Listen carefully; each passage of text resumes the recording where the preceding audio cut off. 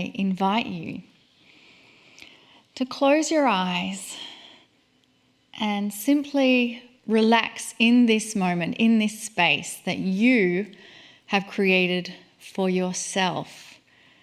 There is nothing to do. There's simply an allowance to receive an energy that comes pouring through from the Kryon entourage.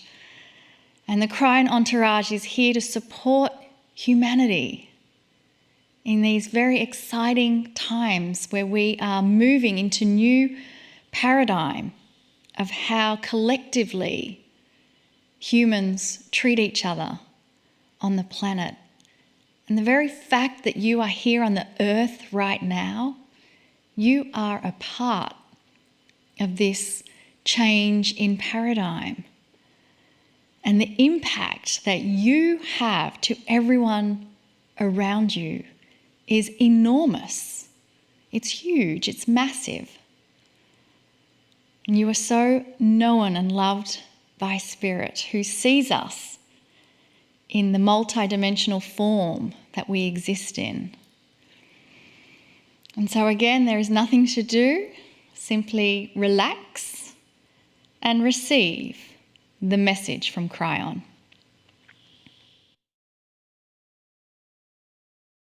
Greetings, dear ones. I am Kryon of Magnetic Service. This is the month where we start to examine that which we have called the gifts and tools of the New Age. The New Age is not really a New Age at all. It is an age that we have called the shift, something that has been occurring since the precession of the equinoxes that was told by the indigenous and prophesied by many. 2012 is the date that you might remember that this was targeted. And subsequently, since then, we have seen the changes on this planet that I came 33 years ago to tell you about. It's here. It's happening. And with it, there is a great awakening of those who would call themselves old souls.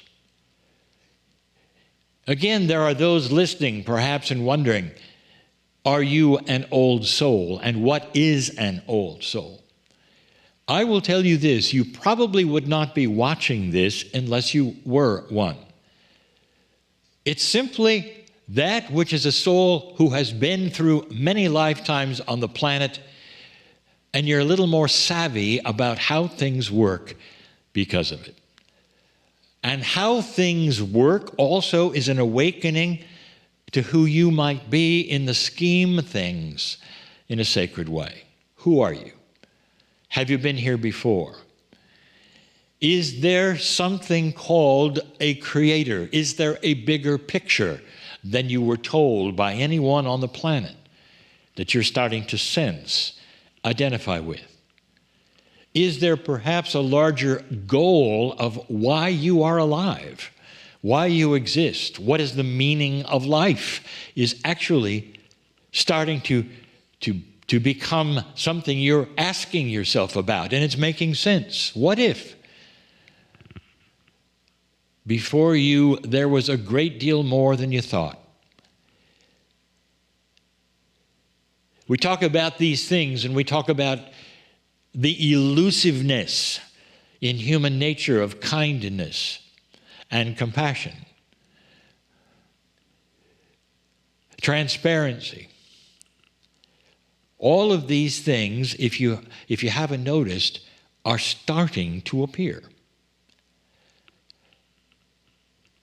And there are those who are objecting, and we have told you that almost every channel, that this light that is starting to occur on the planet is starting to have those who don't want it. They would like to swat it away. They would like to say that all of these movements toward the lack of corruption, and all of these movements toward the essence, perhaps, of of things belonging in integrity, instead of the way they have been for eons, that these things are perhaps just flashes in the pan and they shouldn't be there. And there are those who want to get rid of them before they fester, perhaps, with the public and become something the public really wants. All of this because there are those invested in dark energy.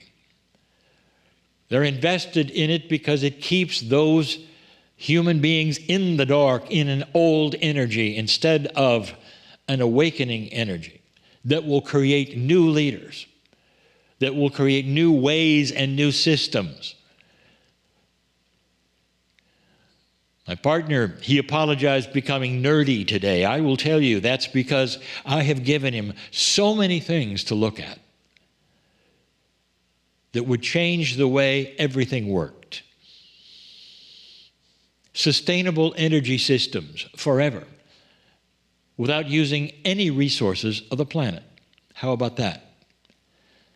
Desalinization of water in real time, where you need it the most in the big cities along the coasts. How about that? All of the things that you have needed for so long that seem to be so elusive because of your limited physics suddenly open up. That is coming.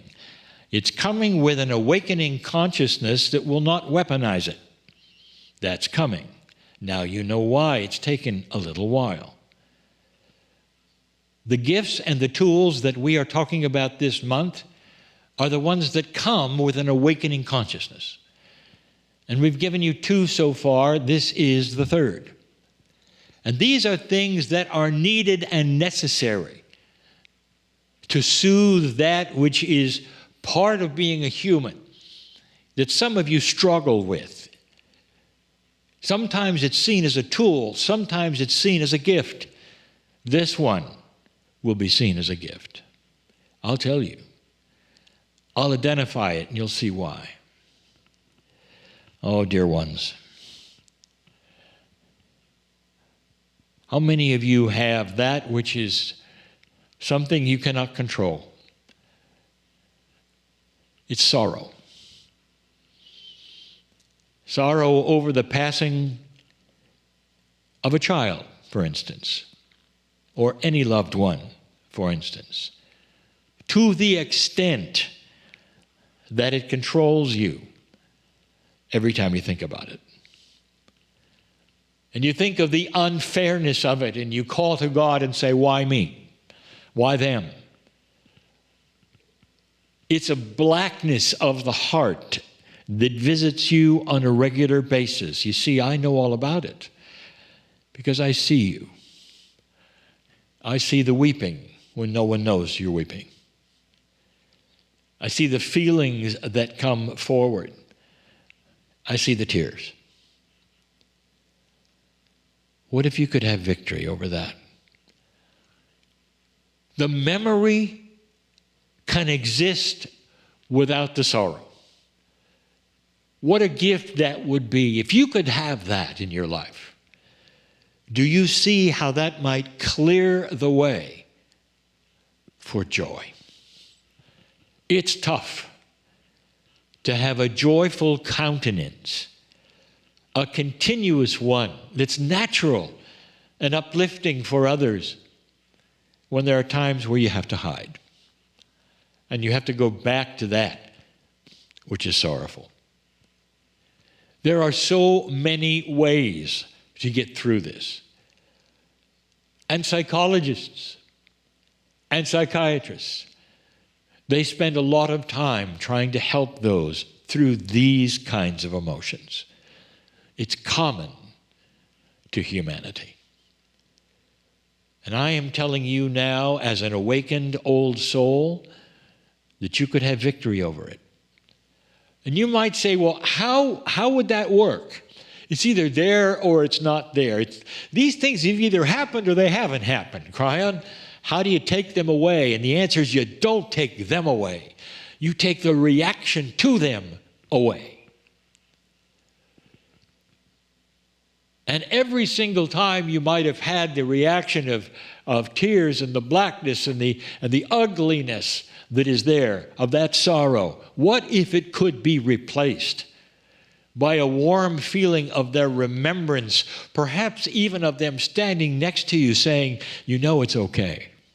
It really is okay. I'm still here.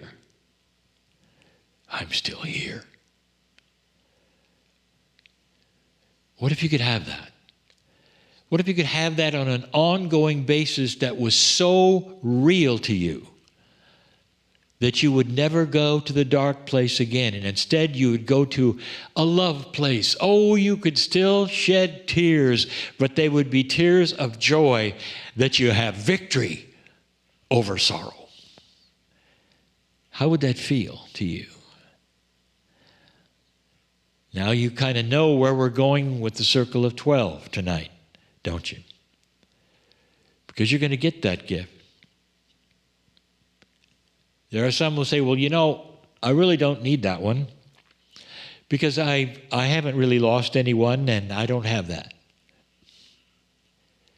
What if you had that gift on a shelf ready to go, just in case you needed it?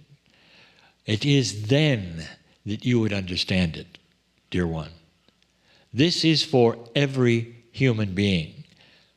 Some of you need it more than others. Some of you will need it in the future. But it is a gift indeed. It's a gift that is a gift of wisdom and maturity, of one who knows how to avoid the sorrow, and it then becomes an example for everyone else, where they will look at you and they'll know what has happened in your life, or they will know of your sorrow. It's hard to hide it from friends. And they will ask you, you've changed. What have you done? How have you got this victory over something that was so prevalent in your life? And you never have to tell them anything strange or unusual. You could just tell them, you're starting to feel the love that is there instead of the sorrow that is there. You're starting to appreciate how life works and how the Creator works with you.